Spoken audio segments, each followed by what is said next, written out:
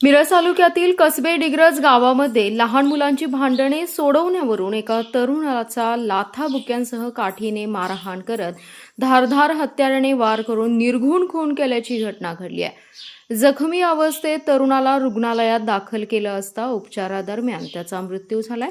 सागर संजय गायकवाड वय 30 वर्ष असं खून झालेल्या तरुणाचं नाव आहे। या प्रकरणी सांगली ग्रामीण पोलिसांनी एका अल्पवयीन मुलासह संशयित तिघांना ताब्यात घेतले। याबाबत संदीप नारायण गायकवाड यांनी सांगली ग्रामीण पोलिसात फिर्याद दिली आहे। संस्कार सचिन आळतेकर आणि हर्ष चव्हाण अशी ताब्यात घेतलेल्यांची नावे आहेत। रविवारी सायंकाळी 7:30 वाजण्याच्या सुमारास धैर्यशील करंटे यांच्याकडे एका अल्पवयीन मुलाने बघितले म्हणून धैर्यशील यांनी काय पाहतोस असं विचारलं। यावेळी त्या अल्पवयीन मुलाने थांब तुला दाखवतो काय पाहतो अशी धमकी देऊन गेला। यानंतर धैर्यशील हा मृत सागर गायकवाड यांच्यासोबत घरासमोरील कट्ट्यावर बसला होता। त्या ठिकाणी संस्कार, अल्पवयीन आणि हर्ष चव्हाण असे तिघेजण आले। सागर याला काठीने मारहाण करून निघून गेले।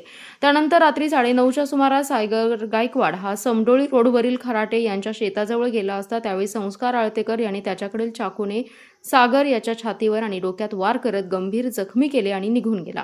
यावेळी जखमी सागर गायकवाड याला उपचारासाठी रुग्णालयात दाखल केले असता या ठिकाणी त्याचा उपचार सुरू असताना मृत्यू झाला। या प्रकरणी सांगली ग्रामीण पोलिसांनी खुनाचा गुन्हा दाखल केलाय।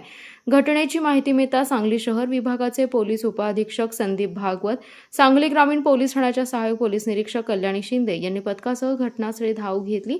घटनेचे गांभीर्य ओळखून पोलिसांनी तातडीने तपासाची चक्रे फिरवत तिघा संशयितांना ताब्यात घेतलंय। सांगली ग्रामीण पोलिसांच्या हद्दीत कसबे डिग्रज या ठिकाणी लहान मुलांच्या किरकोळ वादातून एका इसमाचा खून झालेला आहे। या खुनाच्या अनुषंगाने सांगली ग्रामीण पोलिसांनी 3 संशयित इसमांना चौकशीसाठी ताब्यात घेतलेलं आहे।